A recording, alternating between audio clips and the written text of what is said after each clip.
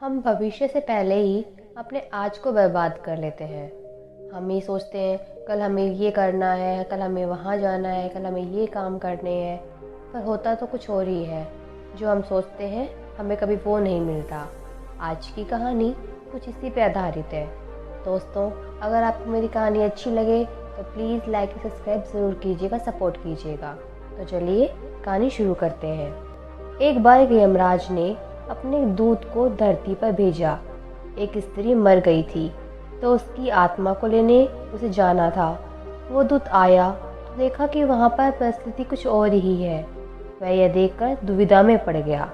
उसने देखा कि 3 छोटी छोटी बच्चियाँ उस स्त्री के पास बैठी हुई हैं जो रो रही हैं। एक बच्ची अभी भी अपनी माँ के दूध से लगी हुई थी, दूसरी बच्ची बिलक बिलक के रो रही थी और तीसरी तो रोते रोते ही सो गई। उसके आंसू तो रोते रोते सूख ही गए। तीनों छोटी बच्ची जुड़वा थी, माँ मर चुकी थी, परिवार में और कोई नहीं था उन्हें संभालने के लिए। पिता तो पहले ही मर चुके थे, अब क्या होगा, कौन संभालेगा इनको। यह सब सोचते सोचते देवदूत बहुत परेशान हुआ, दुखी हुआ। इसलिए वह खाली हाथ वहाँ से लौट गया। यमराज से जाकर बोला कि मैं उस स्त्री को ना ला सका, मुझे माफ़ करें। आपको मेरी स्थिति का अनुमान नहीं है और शायद आप मेरी जगह होते तो शायद आप भी यही करते। उसकी एक बच्ची अब भी उसके स्तन से लगी हुई है, दूसरी बच्ची रो रो के उसका बुरा हाल है और तीसरी तो रोते रोते ही सो गई। परिवार में उसको संभालने वाला कोई नहीं। ऐसी स्थिति को देखकर मेरा मन नहीं हुआ उसे लाने का। क्या ऐसा नहीं हो सकता कि हम उस स्त्री को थोड़े समय के लिए और छोड़ दें ताकि वो बच्चियाँ छोटी हैं थोड़ी और बड़ी हो जाए। यह सभी बातें सुनकर यमराज हंसने लगा और बोला, तू तो बहुत ही समझदार हो गया है।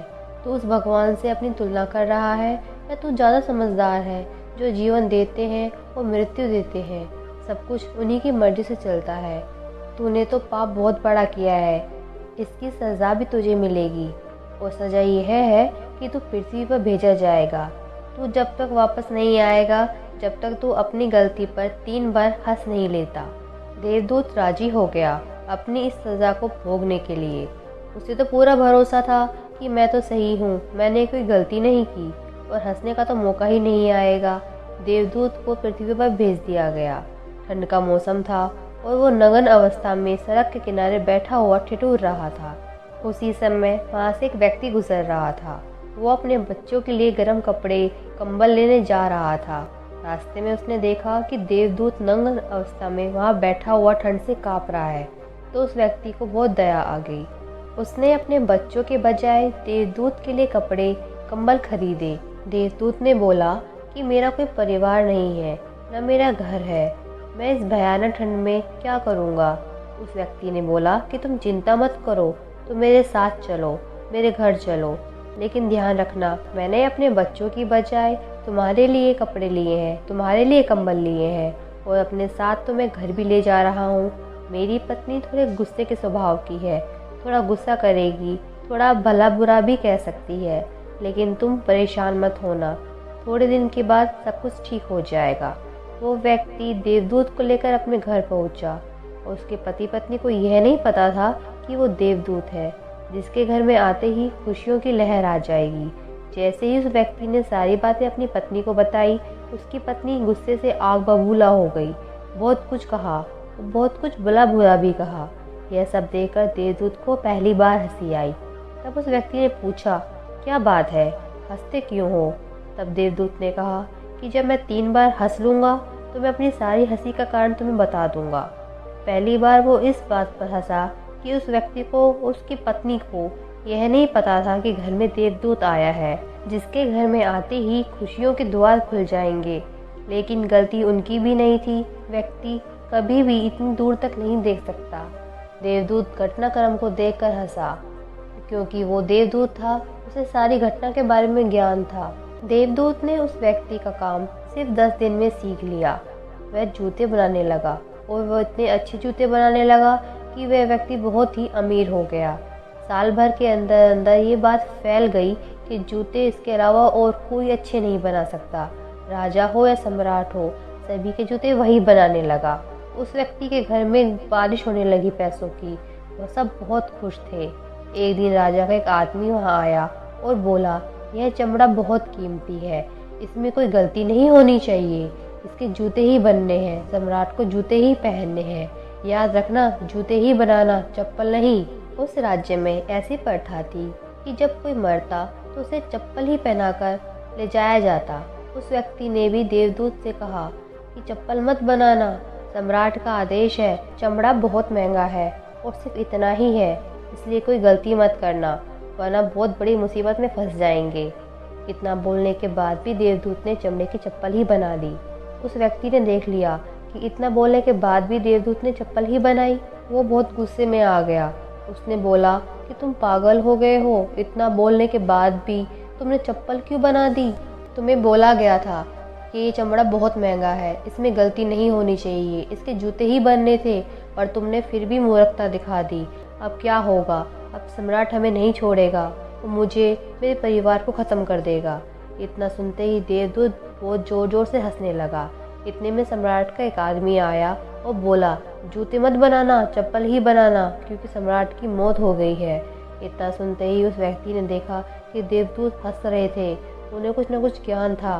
तो वो व्यक्ति देवदूत के पैरों में पड़ गया और बोला, मुझे माफ़ कर दो, मुझसे गलती हुई है, मैंने तुम्हें बहुत बुरा बुरा बोला, मुझसे गलती हो गई। देवदूत ने कहा, कोई बात नहीं, मैं अपनी सज़ा भुगत रहा हूँ। तब उस व्यक्ति ने कहा, कौन सी सज़ा और तुम क्यों हंस रहे हो? देवदूत ने कहा, जब मैं 3 बार हंस लूँगा तो मैं तुम्हें सब कुछ बता दूँगा। भगवान के लिए अब मुझसे कुछ मत पूछना, भगवान के सिवाय कोई नहीं जानता कि भविष्य में क्या होगा। देवदूत यह सोचकर हंस रहा था कि व्यक्ति को भविष्य का पता नहीं और वो आकांक्षाओं पर अपनी उम्मीदें लगाए बैठा है। हमारी नियति हमसे पूछ कर नहीं चलती, हम जो सोचते हैं वो हमें कभी नहीं मिलता, जबकि नियति को कुछ और ही मंजूर होता है। तब देवदूत ने सोचा, मुझे क्या पता था उन 3 लड़कियों का क्या होगा, मैं बेवजह ही बीच में पड़ गया। यह सब सोचकर देवदूत अपनी ही मूर्खता पर जोर जोर से हंसने लगा। इस तरीके से समय बीतता गया और तीसरी घटनाक्रम भी आ गई।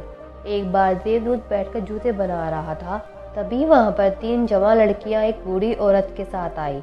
उनकी शादी होने वाली थी, इसलिए वो जूतों का नाप देने के लिए देवदूत के पास आई। देवदूत ने उन्हें देखते ही पहचान गया कि यह तो वह 3 लड़कियाँ ही हैं जिनके कारण आज वो यहाँ पे सज़ा भुगत रहा है। उसने देखा कि ये लड़कियाँ बहुत ही संस्कारी एवं पूर्ण रूप से संपन्न हो गई हैं।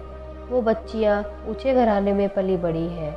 उसने उनसे पूछा कि तुम्हारे साथ बूढ़ी औरत कौन है? बूढ़ी औरत ने जवाब दिया कि यह मेरी पड़ोसी की बेटियां हैं।